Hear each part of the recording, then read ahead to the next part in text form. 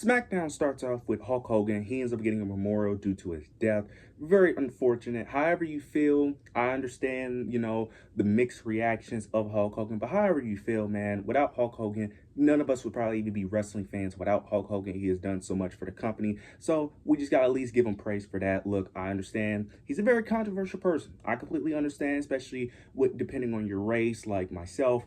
But look, whatever issues you may have on him, you can't deny his impact on professional wrestling. Wrestling wouldn't be where it is without Hulk Hogan. So at least we gotta thank him for that. And plus, no one should be wishing death on a person. Hulk Hogan may have been a bad person, but I don't think he was that bad to where we need to wish death on him, in my opinion. But they gave him good memorial service. All the wrestlers was out there. Got Triple H out there, gave some words of encouragement, and then they ended up putting on the Titantron a little vignette packages of Hulk Hogan's greatest moment. It was good. I enjoyed it. It was good. We just gotta appreciate Hulk Hogan for what he did.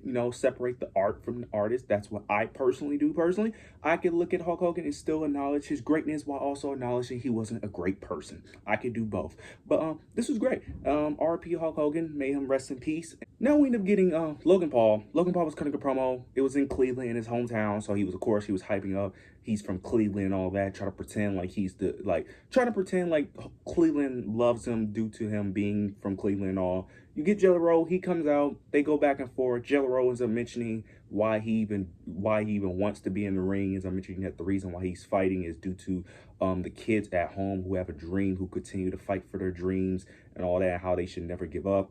Then you end up getting Drew McIntyre. He comes out.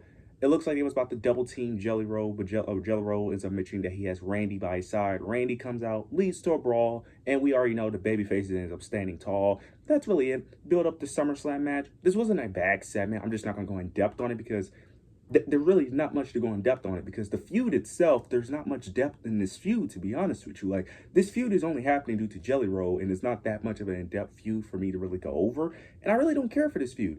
I don't think it's bad. I just don't like that Randy Orton and Drew McIntyre are in this. But to be fair, I heard that Randy Orton wanted this match. If that is true, I kind of understand it. Now, I don't understand why we needed this at SummerSlam of all places, but it is what it is. It wasn't a bad segment. It was just fine. It was just fine for what it was. Now we end up getting a singles match between Alexa Bliss versus Roxanne Perez, building up their match towards SummerSlam between the Judgment Day with Raquel and Roxanne versus Alexa Bliss and Charlotte Flair. Very surprised of the outcome of this match because I did not expect Roxanne to win this match. She ends up winning due to a roll-up pin by holding on to the ropes while the referee could then see it while counting. So she picked up the victory. Very shocked that she won this match because I thought they was going to do the most predictable outcome, which was Alexa Bliss winning the same exact way that Charlotte won, with both teams interfering, and then Alexa was able to take a pin. But they ended up doing the opposite, which I'm glad they did. I'm glad that they made it 1-1, that they just didn't have the babyfaces completely destroy the heels, making the heels look completely pathetic, because the Judgment Day need to look somewhat strong. They're already not the most not the most dominant faction already. Do not make them more weak and pathetic than they already are. And plus, we already know most likely Charlotte and Alexa are going to win that match anyway. So at least give the Judgment Day something. At least make them look good on their way out before they end up losing. Because I think we all know the end goal here is for Charlotte and Alexa to continue the story of them being closer and closer as friends, win the tag team championships, and then eventually they betray each other, whether it's Charlotte the heel or Alexa the heel. Then they feud, and it's going to be that story. So at least make the Judgment Day look somewhat strong before they end up losing those tag titles, because I don't know what they do once they lose those tag titles, because I don't know what story you could tell with them, especially without, well, I know the story you can tell, but I don't know if they will tell that story, because the story you could easily tell is Roxanne Perez going after the women's Intercontinental Championship or the world title. I don't see her going for the world title, but you could easily have her go to the IC title and then have her win it. Then Liv Morgan comes back and they feud over that. Could easily tell that story. I don't see it happening, but that's a story I would tell. But very interested to see how this plays out. But I'm assuming Charlotte Alexa will win at SummerSlam, continue that friendship, and eventually that rivalry whenever it begins. All right, we end up getting Jade Cargill versus Chelsea Green for whatever reason. Really don't understand why we had this this match, to be honest with you. And it went longer than it should have. This should have just been like a 30-second swash match. But we end up getting this match due to Chelsea Green was talking trash to Kelly. Jade heard her, so this leads into a match. She wins. Secret Service attacked Jade, of course, after the match, like they do every match. Every time Chelsea Green loses a match against a person, they always got to attack the person for whatever reason. They attack. You end up getting Tiffany Stratton, of all people, coming out to save Jade Cargill. This segment made no sense. Why would Tiffany help out Jade? They are not friends. They don't like each other, but she comes out and help her. I get that she's a babyface. Fine. But just because she's a babyface doesn't mean she needs to help her. That makes no sense. They have no type of alliance towards each other to even want to help each other out. That made no sense. It makes no sense due to Tiffany's character, even as a babyface. Her character is not the typical babyface anyway. It would have made more sense for her not to help her. And then some of the morons are going to tell me that it's because she wants her 100%.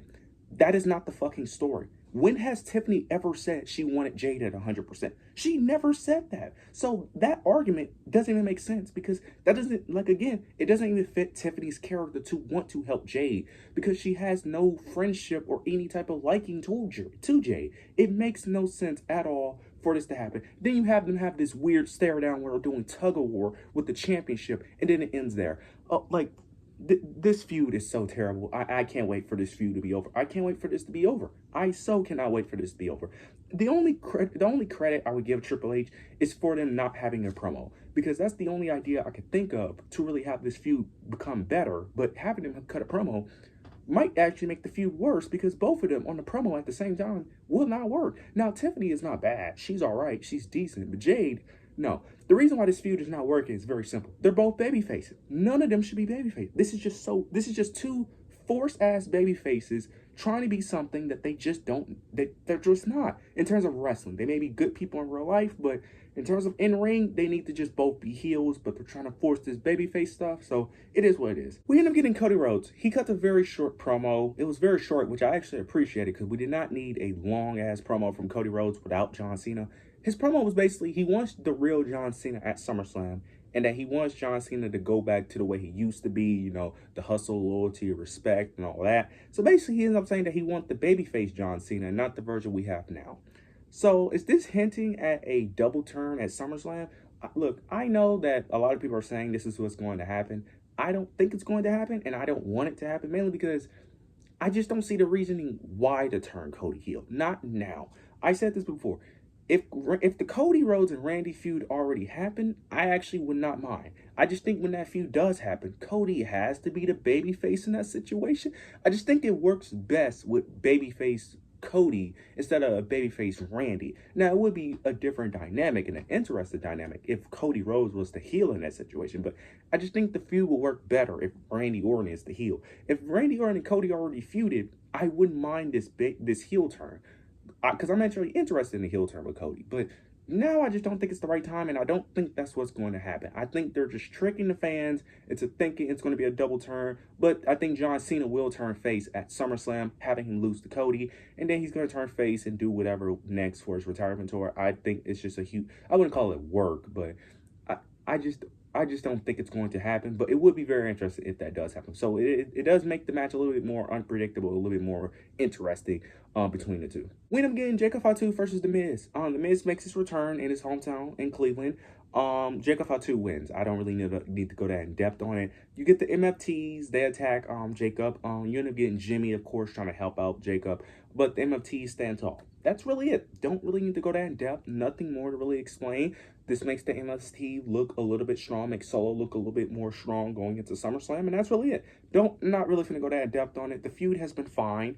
I do think the feud has gone a bit downhill since Solo won the U.S. Championship. I feel like the feud was a lot better before. Once Jacob Fatu turned on Solo, I feel like the feud has gone a little bit downhill, in my opinion.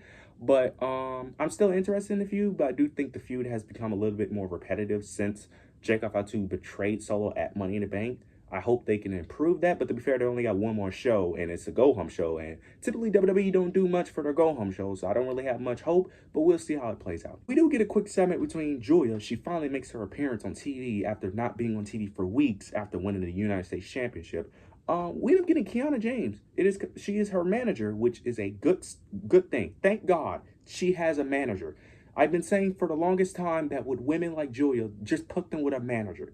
Thank God she has a manager. Zelina ends up approaching her, basically wanting a rematch. So we're going to get a rematch, I think, probably next week. This is good. I like her having Kiana James as a manager. This gives Kiana James something to do. And it's have Julia be able to have a mouthpiece so she doesn't have to cut promo. This is good. Kiana James isn't the greatest mic worker, but she's a decent enough mic worker that it can work.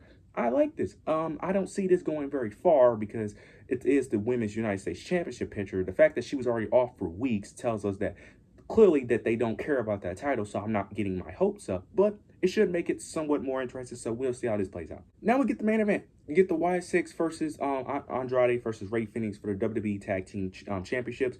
Ends in disqualification. All the tag teams come out, they all brawl, and then it leads to Nick Aldis coming out announcing there's going to be a TLC match at SummerSlam. Thank God. These tag team titles have been needing to be on a PLE for so long, it is ridiculous. I actually think they were on a PLE. Oh, the Royal Rumble. They was on a PLE on the Royal Rumble. I forget they was on. It was DIY versus Middle City Machine Guns. But these tag titles have been some of the most, probably the most interesting on SmackDown for a long time now. And I'm glad that they're getting this PLE spot. Should have got the PLE spot at WrestleMania. Funny how they're doing it now when they should have done it at Mania. But this is great. This is great. That match is probably going to be a match of the night. Can't wait to see how that plays out. But overall, the show sucks. The show continues to suck, continue to be terrible. No life at all. Very any effort put into the show. But you guys let me know your overall thoughts, opinions down below. Make sure you like, comment, subscribe. But yeah, that's it.